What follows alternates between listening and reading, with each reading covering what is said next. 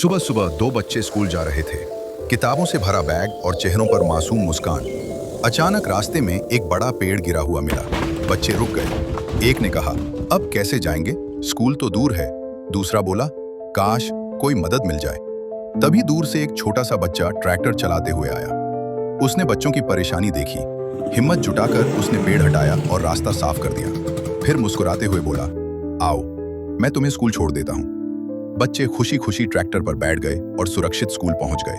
दोस्तों, इस कहानी से हमें यह सीख मिलती है कि सच्चा हीरो वही है जो दूसरों की मदद करके रास्ता आसान बना दे।